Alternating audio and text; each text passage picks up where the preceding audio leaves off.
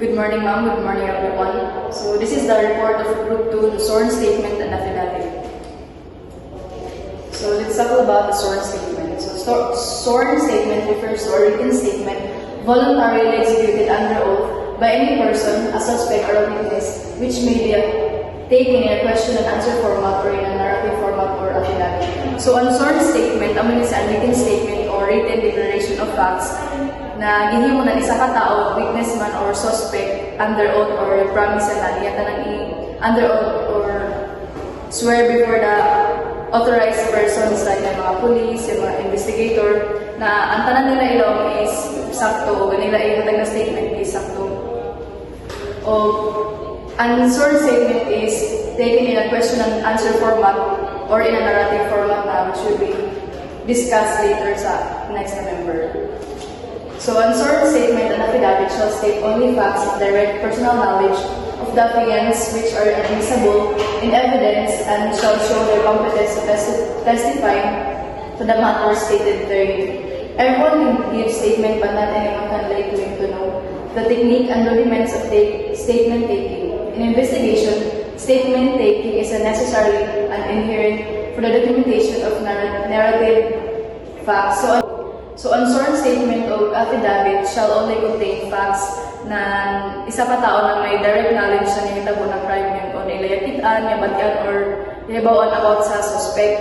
And also, magamit siya as evidence sa court o an investigator is makuan sila, mag-rely sila kung ano yung hitabo sa ito ng mga ano yung hitabo na kuan yung hitabo man sa crime scene based sa details na hinatagnan affiance or an affiance is amunian tao naghatag na ng statement or ng sworn statement. Magamit din siya as evidence sa court kung maghatag ko na kung magkuan ka ng sworn statement dapat anong hatag is maghatag ko ng statement na sakto, honest, clear o complete kay para dali na siya makatabang siya para dali na ma-solve ang case kung ano mo ihatag na statement is dili kon complete is makakuan sa mga create sa ng confusion. Tapos kailangan mo mag-dig up ang mga investigator para may baka with kung ano tinuon. Just because anyone can give statement does not mean that they know how to properly take one. Kaya ang statement taking is requires ng skills kung ano dapat o kung ano na mga questions ang angay pangutana na based na sa kuan sa kibali crime. Naman ang mga trained officers o ang mga investigators ang gahandle nila na case or na task. That's all. Thank you. Good day, ma'am. I am the Secretary for the Group 2 and my topic is types of written statement. So, number 1 is question and answer type. It is preferable to the narrative. So, ako lang kinanin mo pangutana sa imong interview. Dinanin mo interview is tutupag ko muna yung pangutana. Mas preferable sa bilin mas preferable sa bilin na type of written statement kaya para ma-organize ikaw kung ano yung ipagpakutana sa imong interview kung yung gusto mong ma-cut-on or may kuha na ideas kaya makatuhon. It is easier to develop or prove the essential elements of an offense through question and answer. So, mas easier na ma-develop o ma-prove niya mga elements kung ano itong mga angay niya may bawaan pa kung ano itong mga offense through sa pagpaputana through question and answer. And however, leading and misleading questions should be avoided in the question and answer type. So, however, dili ka pwede mangutana ng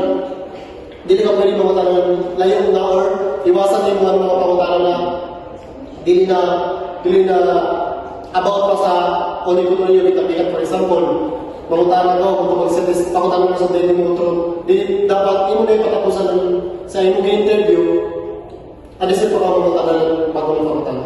So, that's all about.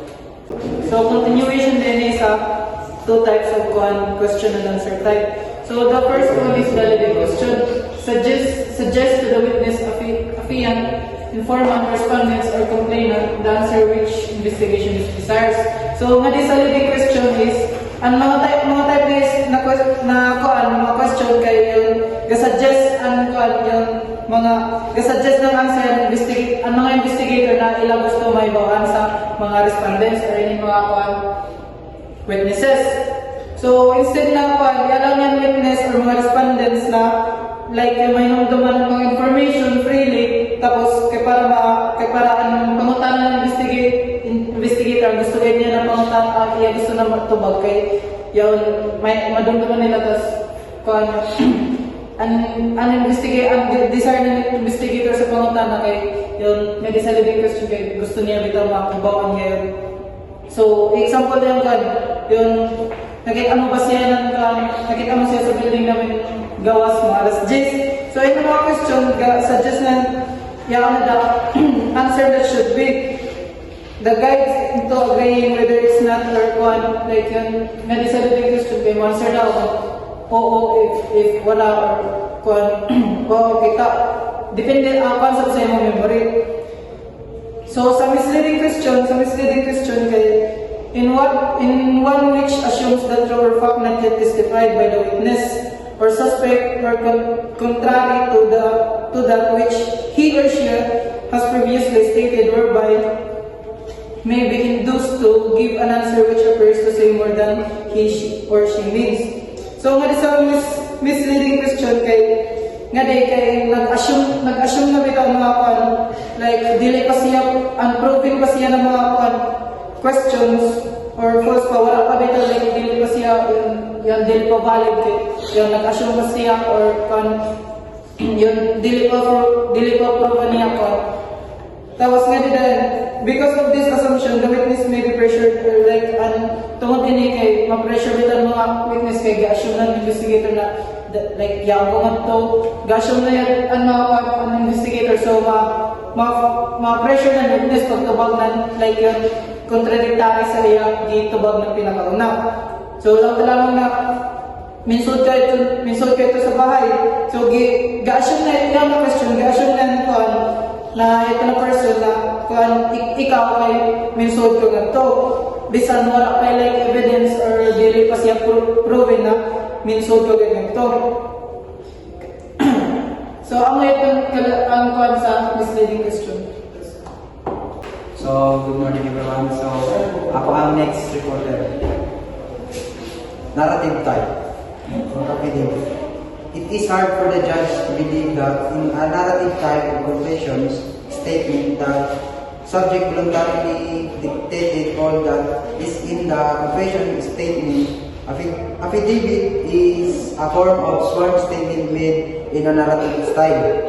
It is usually started with solicit, which is usually abbreviated as is. So ang kaning narrative type is isa ka confession or statement na nakasuwat dito like made by storytelling or story na kung sa mga nahitabo dito which is itong gilaw na first reporter na sworn statement. Yung sworn statement is naman ng first reporter na gisuwat dito na true o gipanawaan niya siya by oath karabitang sa mga court na.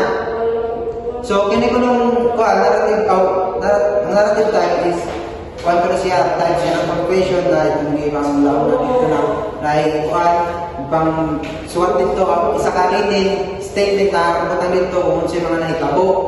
Then isa siya sa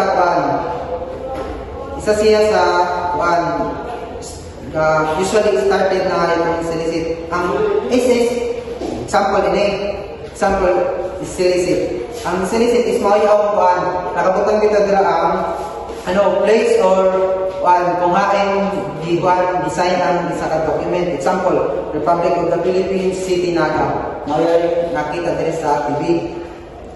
So the term solicit is derived from the Latin word certicit. Ang meaning is it is permitted to know, and it is translated to mean to wait or namely utilize her to particularize the place of execution of the instrument. So itong ginagawa kain na kung hain na tabo or hain ang design natin sa document. So, uno kay purpose ng ng i-solicit or is kanina is para makuha ng specific kung hain ng exact place ng document na design or executed. That's all. This is my topics. This is part of the sworn statement. The sworn statement is the witness, complainant, victim, and informant should be in language understood used by him and should contain the following basic parts. Pinakauna is the legal identification of the statement containing the name and address of the defendant, the name of the investigator as well, and his rank, the witness to the statement, information as to where and when the statement was taken. Kanyan is kung anong pibalik mo tanong sa isa ka witness is dapat is magpakilago na isa iya kung pibalik mo kung mo identity, kung mo rank, ipagkilago na natin kung galing sa isa ka witness para ma-inform siya na kung ano na like masaya istorya. Tapos, the defendant shall be informed of his constitutional rights. So, dapat is istorya mo na sa witness is dapat imo na i-paibaw kung ano ang iya rights. Tapos, the question revealing the personal circumstances of the client. Ang nga din is ihataga mo dahil siya ng idea kung ano ang pa matana sa iya. So, good morning, ma'am. I am here to continue the topic of Nadaw. Number 4, the question asking the applicant if he or she knows why she is being questioned. Kung ano siya, madaling interview is kinahanglan makasayad ng asagi, pangutana sa nanyo ng mga question. The number 5, the question probing the individual elements of the suspected violation crime. When, what, when, where, who, why, and how. And kung yung interview is kinahanglan niya matubagin ng mga pangutanay ng what, when, where, who, why, and how. Number 6 is the applicant sworn statement should contain sufficient details as to the commission of the crime. So, ang applicant sworn statement is kung ang witness niya kadito sa what, when, where, who, why, and how. Amin dapat anupan. And then, kinahanglan dapat ka dito sa yung mga pangutana. Number 7, the applicant shall be informed that the investigator has no more question to him or her is. And yung kimalagi in the interview is dapat yung sa paibaw na wala na yung question kaya para siya makahuna-huna o wala yung question. So good morning, ma'am. This is my topic. The sworn statement should contain error or mistakes in every page, additionally committed by the investigator. So meaning ay mga error sa statement natin sa ka-affiant. Affiant is amoyan siya ang author siya ng lahat ng statement. So mga days, may mga mistakes na sa investigator like wrong spelling, missing words, or ulo pa ng mga error yung nasa isa ka statement. While reading the affiant, attention should be divided to these errors or mistakes. He or she should be made to correct them in his or her own handwriting and office. His and her initial, thereto sa dapat yung ang sa affiant is double-check dapat siya sa mga ipanatag mga statement. In many instances, the affiant applies to the counsel would wish to deny a statement or set out the defense that he or she has signed the statement without reading it. All personal correction of the affiant thereof would disprove all the foregoing denials and the signature of the affiant. So one is, after na nitong pagkatag ng statement natin sa affiant is dapat kung na-check na niya tanan, if minor man sa affiant, dapat nakasahin sa iya parents or guardian. So, thank you. Good morning, ma'am. I am the next reporter. So, example of sworn statement. Question and answer. Malaya at kusang loob ng salaysay ni name and address of the affiant ay binigay sa pagsisiyasat ni name of the investigator.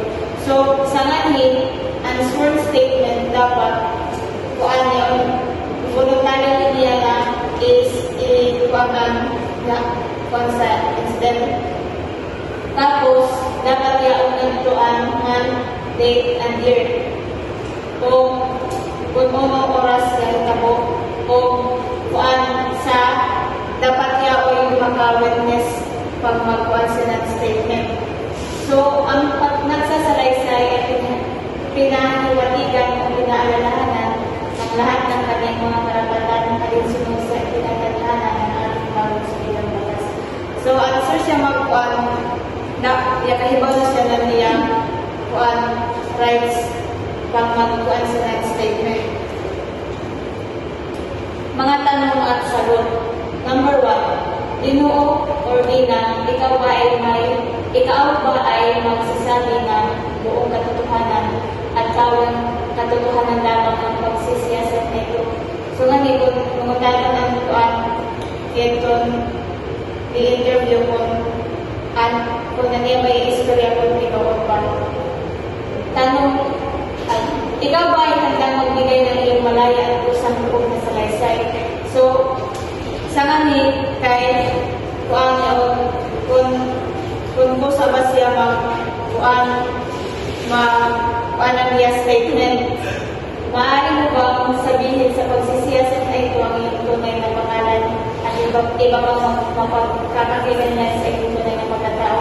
Ngayon, pangayon ko na niya niya pangalan sino siya.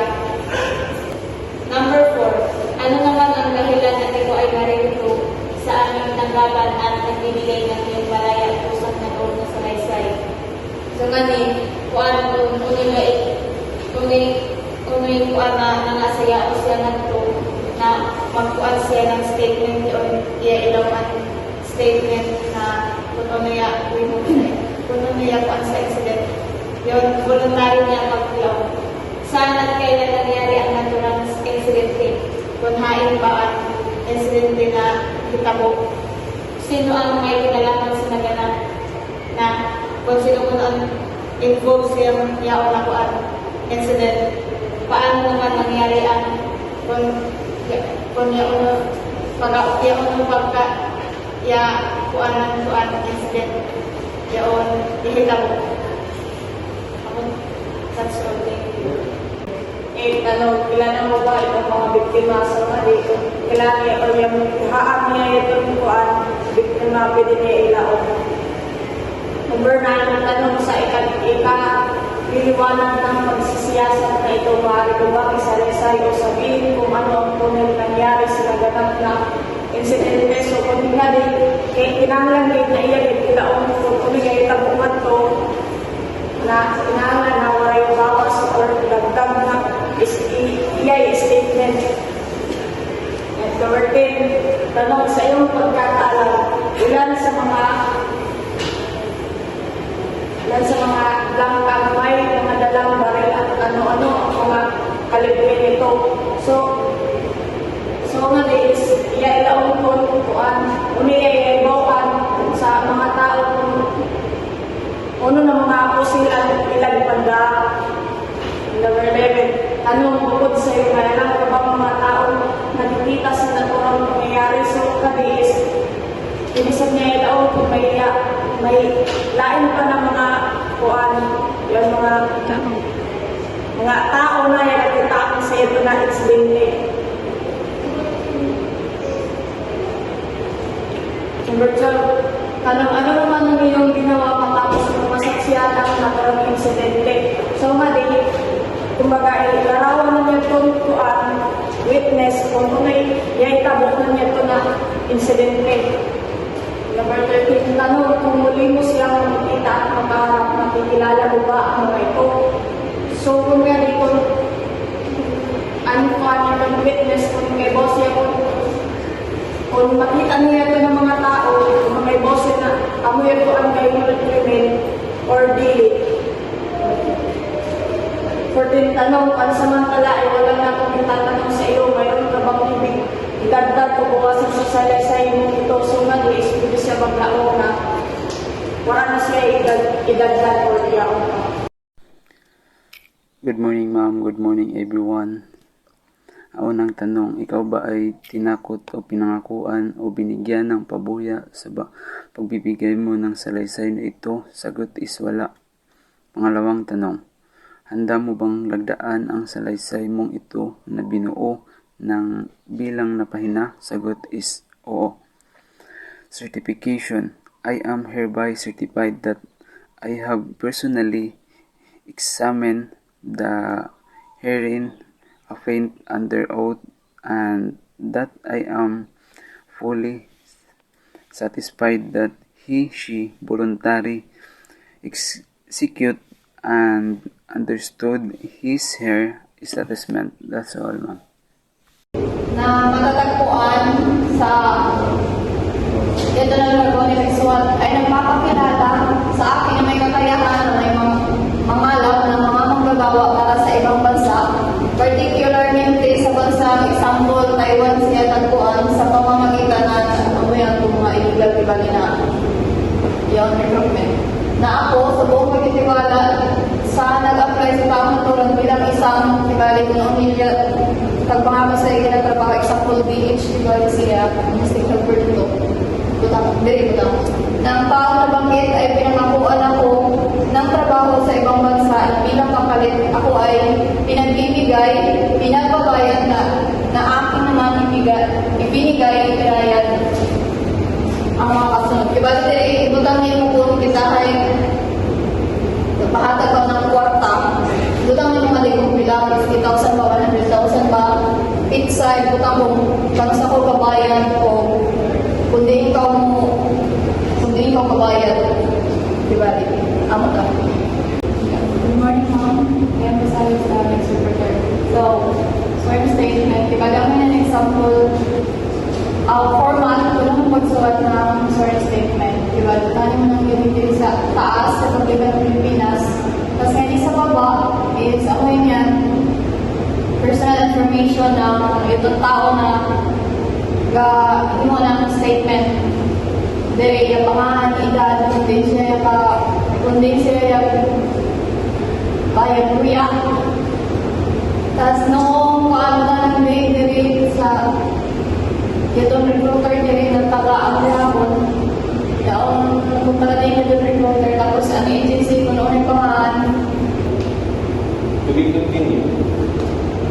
Naakong upasa ng taong naturan ay walang resonsya o para magdala ng pangalan at magpadala ng mga gagawan sa ibang bansa. Ibalik ngayon na part ng statement is dito pa sa kibali na dito na tao is maray i-lisensya or maray i-katungod na mag-recruit or magpadala ng mga workers sila na. So, na hanggang sa ngayon, ang taong nabanggit ay pinapangakuan ako ng matutuloy, makaalis, patungong ibang bansa at ako ay niya hinihingian ang dagdag na bayad na nagkakahalaga sa vlog kapalit ng ako di umuna yung pag-alis out. Sa ilang part is, ito na yung illegal recruiter sige gawin siya pangayot ng kwarta sa victim para makalarga makagawa sa nalaya. So, sa ilang part sa vlog is ibutangan ang amount kung pila ang giayo ng illegal recruiter sa victim. Na ang taong natural ay nanginirahan at o maaaring masabihan sa blank. Sa ilang part sa is ibutang ang location or address ng illegal recruiter. Na ginawa ako sinumpa ang salaysay na ito upang ihabla si sinabla ng illegal recruitment at o estafa at o human trafficking. Sa Manila Ordinance sa sworn statement is ibutang niya ang pangalan niya ireklamo ng illegal recruitment or estafa or na aking pinatutunayan na ako ay hindi naghahain ng reklamo na katulad nito sa mga taong nabanggit sa iba pang ahensya o sa ngayon nagpamahalaan ng libro dito. Bilang patunay, ako ay lumagda sa ibabaw ng aking pangalan ngayong ika-blank, petsa, tapos lagda, signature ng reklamo or kahain ng sworn affidavit. Sinumpaan at pinatotohanan sa harap ko ngayon, bitsa gihapon, bitsa kung kanus ka. Pinatutunayan ko na ang nagsalaysay ay aking nasiyasat at ako ay may sapat na paniniwala na siya ay pusa at malaya ng sasalaysay. Tapos sa August ng is administering officer, signature ng administering officer. Hey, good morning everyone. I am the second to the last reporter and I am Briones. And here we have the structure of the affidavit. And here it is done with the structure. So the affidavit, to recall, like is the narrative statement kibali. So compared to the question itong sa sworn statement na kuan kay di ba nga kay pagka-cluster case sa mga kibali yung pagka-cluster kay question and answer portion. Then here sa affidavit kay is narrative. So diba dito sa narrative kay pasagdan na nila ang client or itong tao na mag-store na mag-say na information to write or to state what they have known or what they did see sa or di ba nila yung so here states that example is sa first person type of paragraph.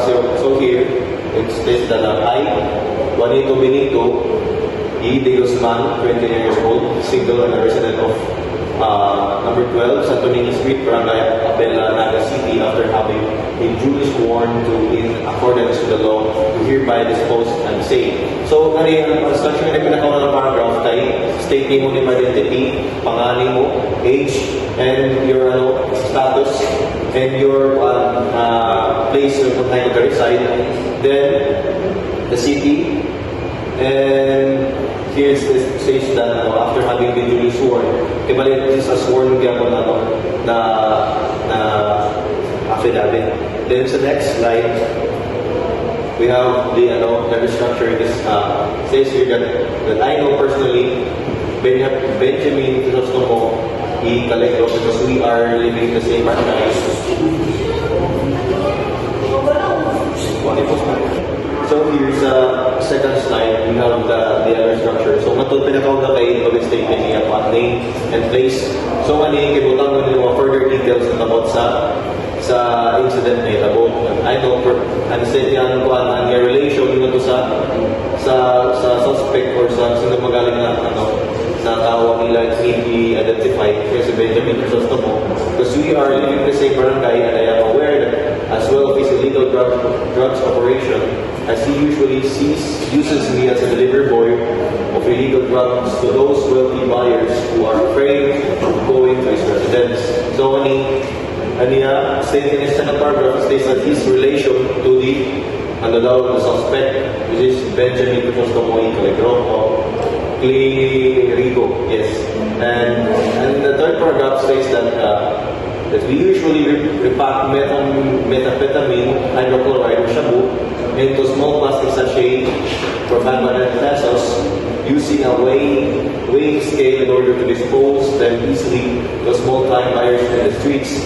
So the third paragraph, ang process na kabalik ng nila kuan kung ano nila gihimo or kaya sa affidavit or sa sworn affidavit kay kuan structure din sila pagka-plaster pero ang pagkuha ng information kini kay sa kay ila i-record kasi ila na plaster nga sa pag ila i-code. Then aside from selling shabu, he also allows some persons to use his bedrooms for box sessions because he is complete with illegal drugs, accessories, or paraphernalia such as aluminum foils, disposable lighters, handles, forceps, and scissors, and liter.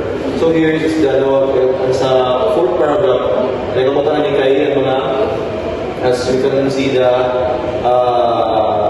paraphernalia or mga gamit na ila nagagamit sa session nila. Tapos ang lugar kung saan sila yung tawag yung mag-session or magkanta ng ila yung gamit ng ilang drugs. So, sa pinakauna, again, we see here sa pinakauna program, it says the personal information ng informant, which is say Juanito Benito. Then, the second one is his connection with the suspect. Then third is the process of their of packaging their drugs. Then third is the use. So that's all for my part. Good day everyone, I'm KJ Marganes and this is the continuation of the affidavit form. That some illegal drugs are placed under the cushion sofa in the debating room, while others are placed in a bottle of bedspread inside the hanging cabinet in the kitchen. That June 2008 I dedicated to end this illegal activity by reporting PCVT ni siya ni Casio Garcia because I cannot bear anymore the consequences our family had suffered when one of my brother became heavily addicted resulted to his confinement at mental hospital. That I am executing this affidavit to attest the veracity of the fact herein declared to the best of my knowledge and belief. So, continuation ng affidavit is that some of his illegal drugs are placed under the cushion sofa in the receiving room, while others are placed in a bottle of bread spread inside the hanging cabinet in the kitchen. So, when he state kung high specifically he placed an illegal drugs and also sa ikaduha is kung kano sa nag-declare na i-end na illegal activity o kung high sa kung sino na officer niya report ang mga state na that on June 2, 2008 I decided to end this illegal activity by reporting it to Police Captain Nicasio L. Garcia because I cannot bear anymore the consequences our family had suffered when one of my brothers became heavily addicted that resulted to his confinement at mental hospital. And lastly is that I am executing this affidavit to attest the veracity of the facts herein declared to the best of my knowledge and belief. So one ilaw na that I am writing and signing this affidavit to tell na aniya tanan ni state is tinuod based on ligawan o sa iya belief. So in witness whereof I have herein to set my hands based on the date of June 2008, City of Naga, Philippines. Kailangan yung mga walang tangan. O ikaw na afiyan, o ikaw kahatag ng statement is ibutan ni mo nito sa obosis mo ng afiyan. Subscribe and sort before me this kung sa date of June 2008 at Naga City, Philippines. Tapos name dahil ng prosecutor sa obosis ibutan ng prosecutor. So that's all for the report of